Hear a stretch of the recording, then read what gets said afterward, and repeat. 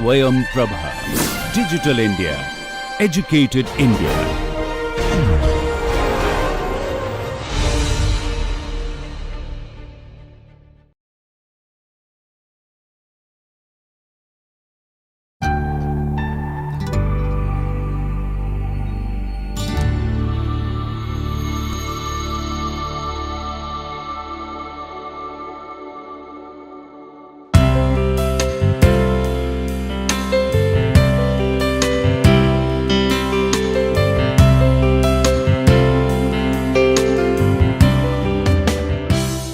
Welcome to the course Introduction to Urban Planning.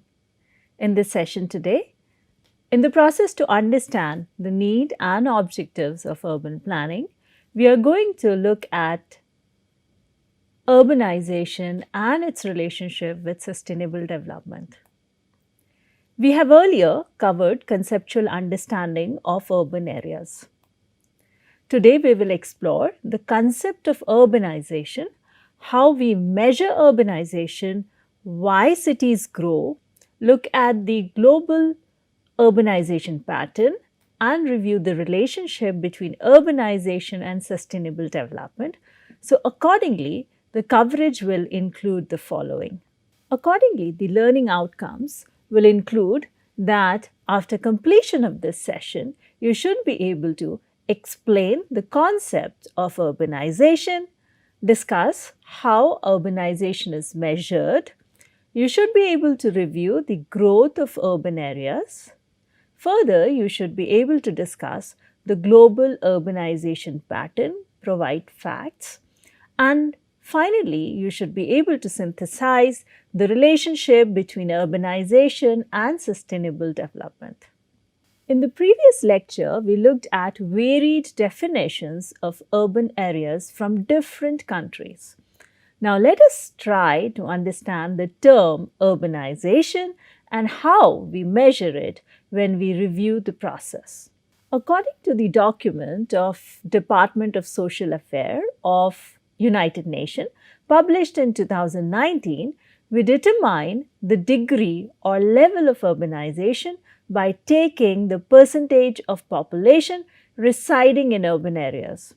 Urban areas which are defined according to the criteria used by the national governments for distinguishing between the urban and rural areas, as we had already seen in the previous class. In practice, urbanization refers both to the increase in the percentage of population residing in urban areas and to the associated growth in number of urban areas, in the size of cities and in the total area occupied by urban settlements. Now let us look into why cities grow. As per this World Population Study, we see that there are three components to how urban growth happens. First, natural increase. Second, migration, and third, identified as reclassification. How these components influence the growth of the cities varies depending on how population changes takes place in a country, and how the size of a given settlement changes, and how the spatial planning policies and the national definitions of urban space area, and how the physical environment and other country-specific or local circumstances changes. Looking at the natural increase, the urban population results when more people are born than the number of deaths which takes place in urban areas. The balance of birth and death depends on level of fertility, affecting the number of births, and life expectancy at birth, affecting the number of deaths, and on the distribution of population by age or other things being equal, older population tend to experience fewer births and more deaths. We see that women living in urban areas typically have greater access to education and modern methods of family planning. As a result, their fertility is often lower compared to the women living in rural areas. However, despite a lower level of fertility, there is often an excess of births over deaths in cities due to a lower level of mortality and younger age distribution. We see that migration also affects the growth of cities.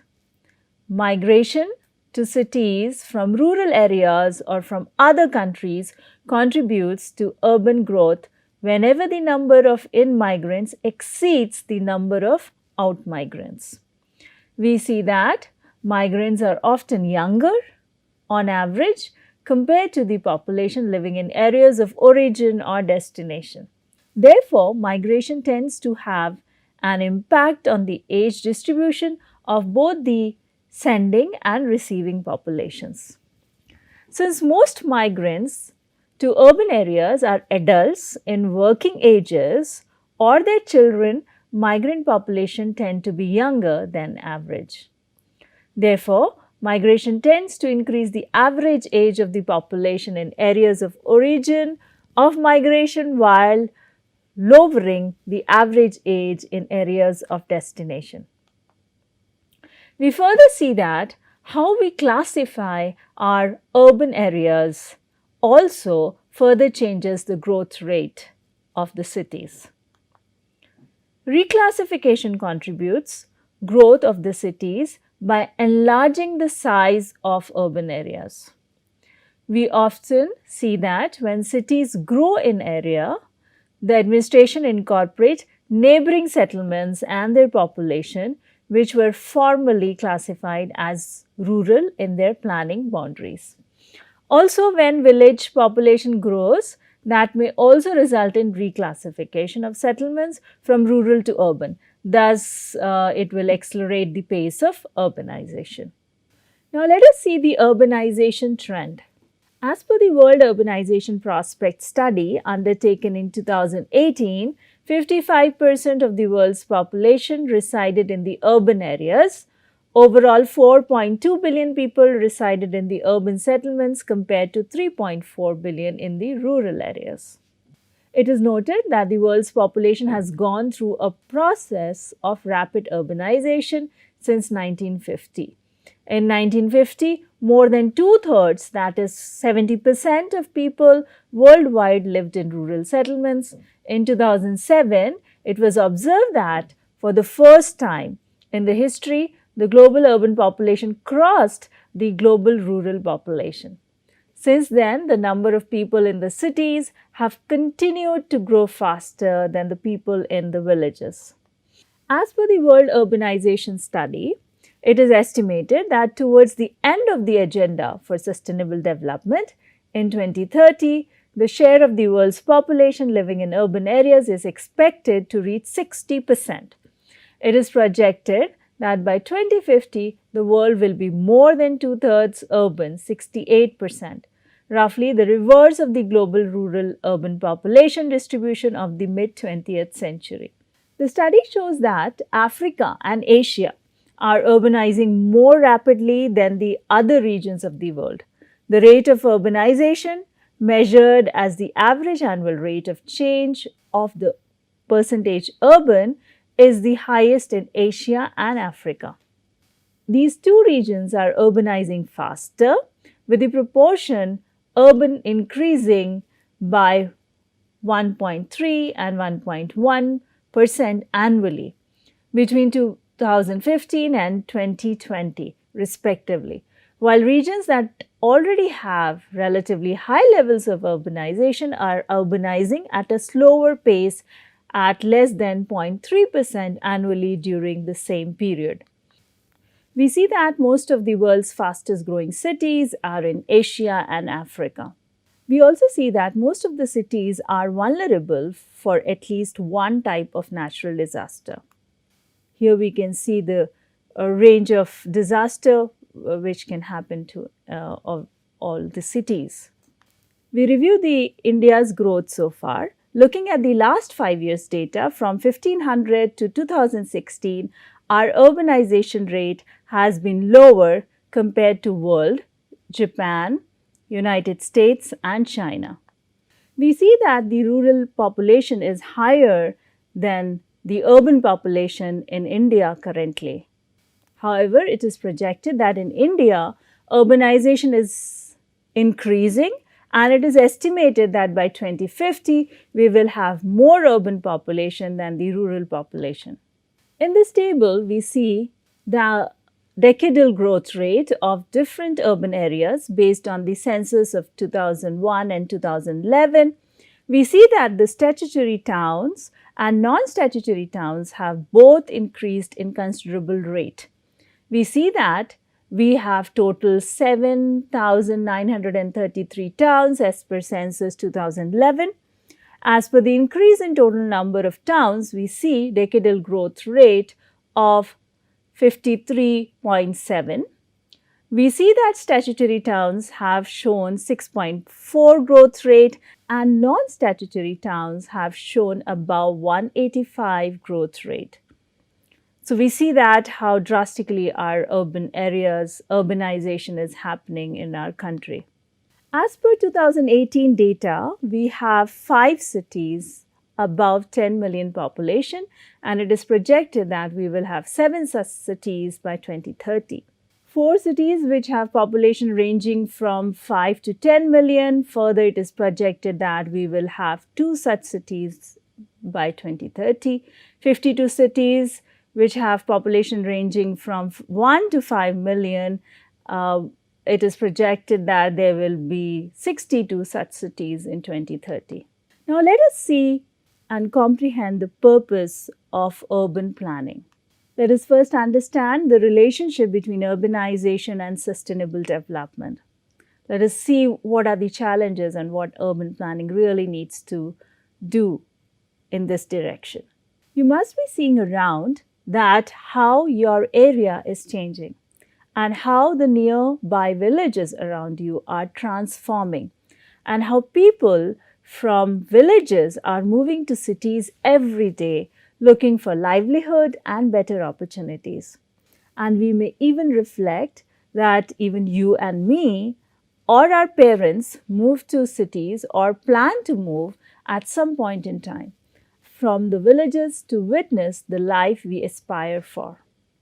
We see that more and more area around us is urbanizing.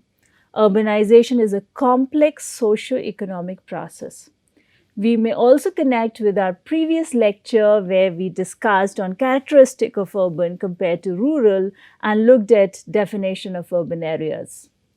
With that understanding in perspective, we can see that when urbanization happens, when these changes happen, the built environment changes and shifts also happen in the spatial pattern. We observe changes in our occupation, lifestyle, culture, and behavior. Therefore, the urbanization process alters the demographic, the people around us, and the social structure of both urban and rural areas. A major consequence of urbanization process we see is the rise in the number, land area, and population size of the urban settlements compared to villages. Now, let us look at the urbanization opportunities and challenges and try to understand needs and objectives of urban planning. Urbanization is shaped by spatial meaning, how the cities are placed in geographic context, and urban planning, what kind of planning interventions we undertake to shape our cities, as well as how much money we invest through public and private investment in buildings and infrastructure in our place. We see that cities have increasing share of economic activities, and we see more innovations happening in cities, and cities develop as centers where transport, trade, and information continuously flows. We see that the people in cities also enjoy highest quality range of services compared to our rural areas. Because of urbanization, we also see that demographic and social structure of both urban and rural areas changes. We have been historically linking urbanization to economic development. In Europe and Northern America, rapid urbanization during the 19th and 20th century was accompanied by industrialization and rapid economic growth. We often link the two together because the transformation takes place because the economic development accelerates urbanization. More people are attracted to cities that offer varied opportunities for education and employment, particularly in the industry and service sectors. Urbanization, in turn, has generally been a positive force for economic growth, poverty reduction, and human development. It is indicated that approximately 80% of the global gross domestic product is generated in cities. However, our association of urbanization with economic development have been challenged by recent trends in developing regions, particularly in sub-Saharan Africa. As per the population study of the United Nations, it is indicated that urbanization process continued in sub-Saharan Africa between 1970 and 2000, but the economic development reduced in the region over that period. We see that as suggested in the United Nations study that in most regions, including in sub-Saharan Africa, the process of urbanization has occurred side by side of declining mortality and fertility rates. So probably urbanization process indicates the demographic transaction, however, does not ensure the economic development. So those are the things which we need to take care of while we look at the urbanization process. We further see that in our settlements, we notice enormous inequalities. Addressing inequalities is key to achieving sustainable development. We see that in our slums, the dwellers face greater exposure to environmental hazards such as pollution and suffer increased health risk. In past 15 years, countries have steadily improved urban slum conditions by improving the housing conditions, improving access to water and sanitation, and improving security against eviction. Countries have managed to move millions of people out of substandard conditions and providing them with adequate housing. As a result of these interventions by various governments, the proportion of the world's urban population living in slums declined by 20% between 2000 and 2015. In our cities, we simultaneously see that the rate of new home construction is often not at the same speed of the growth of urban population. The number of people living in slums actually increased from 807 million to 883 million over this period. As per United Nations study of 2018, the majority of those living in slums are located in three regions: Eastern and Southern Eastern Asia, Central and Southern Asia, and Sub-Saharan Africa.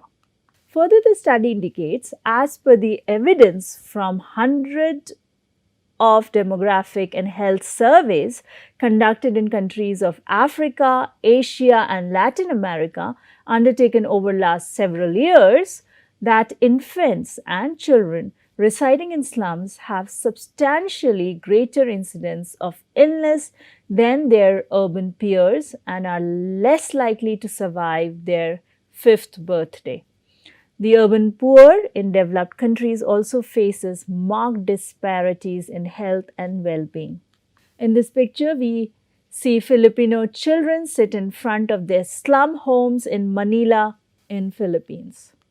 Furthermore, we see that through the study that much of the increase in the number of urban poor is taking place in locations that are highly vulnerable to natural disasters and are expected to experience the greatest impact of climate change, such as low elevation coastal zones and arid regions known as dry lands. Nearly 60% of cities with 3 lakh inhabitants today are at high risk of exposure to at least one type of 6 natural disasters, including cyclone, droughts, floods, earthquake, landslide, and volcanic eruptions, and the number is growing. We see that households, to counter these disasters due to climate variability, to take care of food and livelihood, migrate seasonally, temporarily, or permanently. Such migration is anticipated to increase in future. We can reflect and see that the future growth of cities and how we allocate land for different purposes and how we use our natural resources will determine our success towards an environmentally sustainable future. We often see that in our cities, unplanned and inadequately managed urban expansion takes place, which leads to rapid sprawl, which means fast spread of the city area. We see increasing pollution and we see increasing environmental degradation. We also see that all this is often clubbed with unsustainable way of how we produce and how we consume goods in our cities. We can see the way we are producing and consuming goods today. Today, cities are growing twice as fast in terms of land areas as they are in terms of population. Therefore, the projection estimates indicate that future trends in urbanization could produce a near tripling in the global urban land area between 2000 and 2030. This will happen because as hundreds of thousands of additional square kilometers are developed to urban levels of density now regularly. We can reflect that such urban expansions growth threatens to destroy habitats in key biodiversity hotspots and contributes to carbon emission associated with tropical deforestation and land use change. We further see that environmental sustainability is additionally challenged by the consumption pattern that prevails in the urban settings. We see these changes in pattern because now the people living in cities earn more and tend to consume more per capita than people in villages. Today, cities account for between 71 to 76% of CO2 emission and between 67 and 76% of global energy use. Nevertheless, living in cities appears to be more sustainable, yet the researchers show that as high density areas tend to consume less than low density urban areas.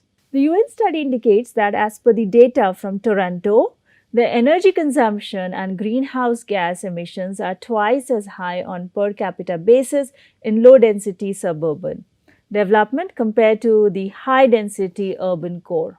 However, there are also links being established between density and level of service, in particular to health with current pandemic, which raises concerns for health in cities and how we approach planning for our cities.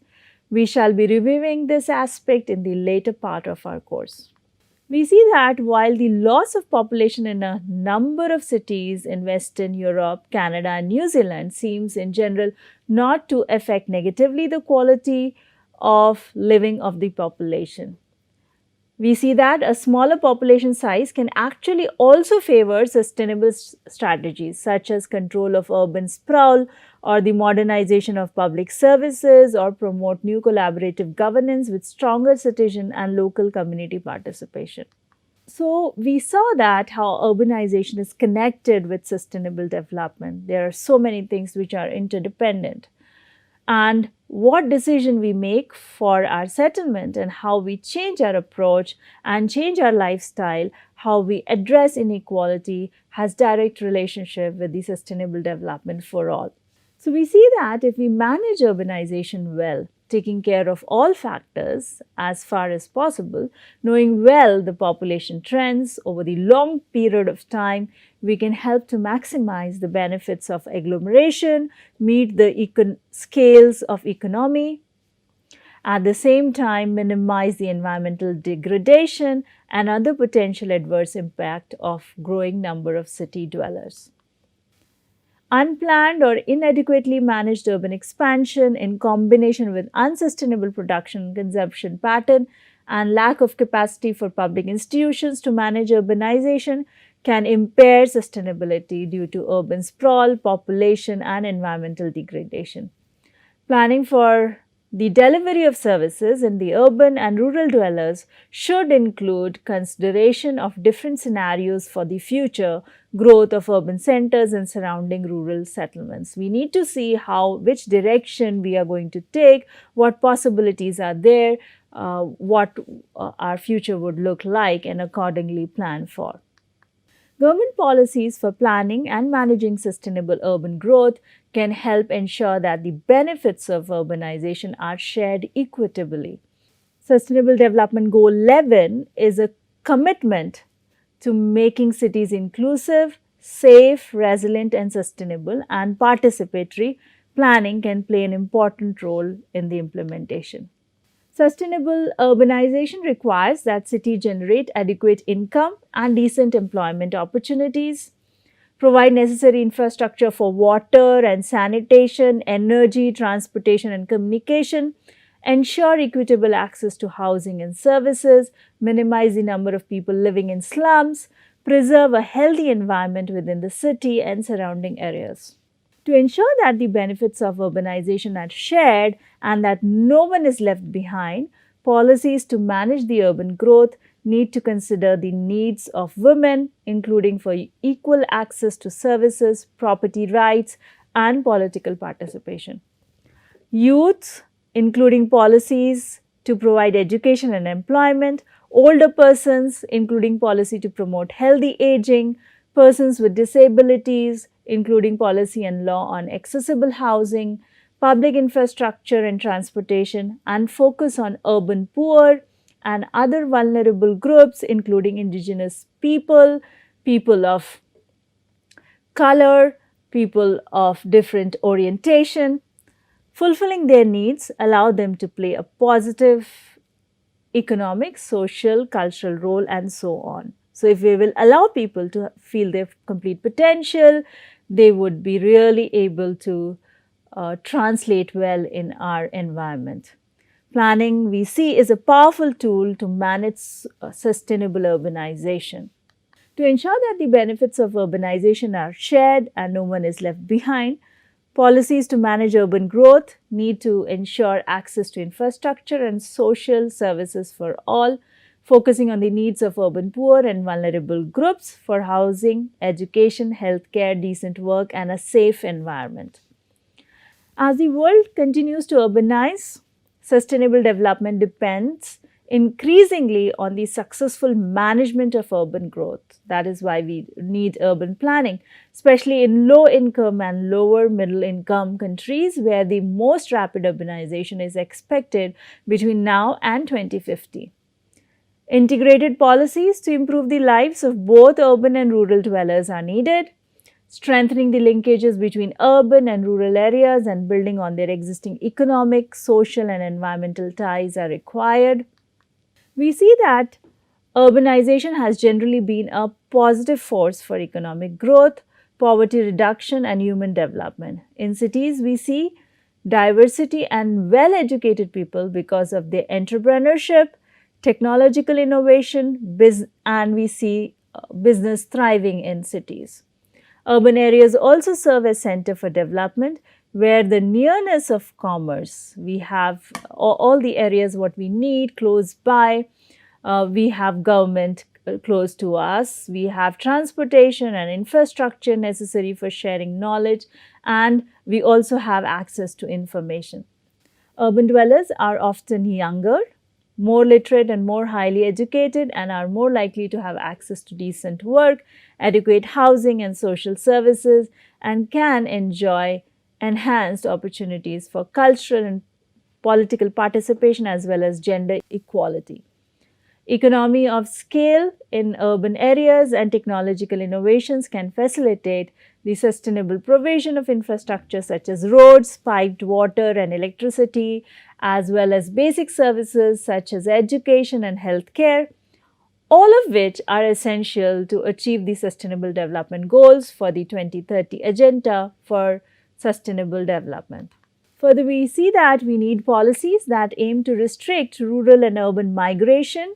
We see that we need approach for sustainable urbanization, that cities generate an adequate income and decent employment opportunities for the people, provide the necessary infrastructure for water and sanitation, energy, transport and communication, ensure equitable access to housing and services, minimize the number of people living in slums, and preserve a healthy environment within the city and the surrounding areas. So, we see that the need and objective of planning, when we review the sustainability and urbanization aspect and we look at various concerns for economic access, social access, cultural access, equity, quality of life, access to services, we see that our need and objective range from sustainable development, need to nurture innovation, ensure economic development, poverty reduction and attain human development, reduce inequality. We see the need for making cities inclusive for women, youth, older people, differently abled people, poor, vulnerable groups, indigenous people, people of diverse culture, color and orientation. There is need to ensure better health, housing, livelihood, education and safe environment. We need to make our cities resilient. We need to contain migration. We need to look at sustainable resource management, attain environmental sustainability, provide necessary access to services to all, including water supply, sanitation, energy, transportation and communication. We also need to look at allowing community to realize the full potential in economic, social and cultural role they play. So summarizing, we see that today we looked at the concept of urbanization, we looked at how we measure urbanization, we also looked at how the urbanization is happening, and we reviewed the global urbanization pattern. We also looked at the urbanization pattern in our country. We reviewed how the urbanization and sustainable development are discussed together, and we looked at range of problems. So taking those range of problems, we see and now put in picture all the problems which the urban planning needs to address to.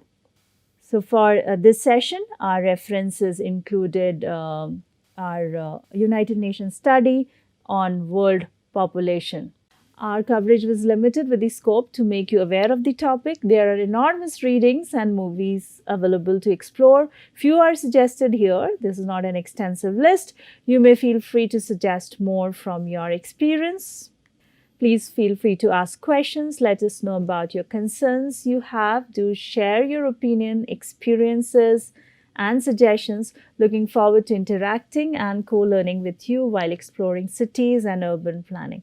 So that's all for today's session. Thank you.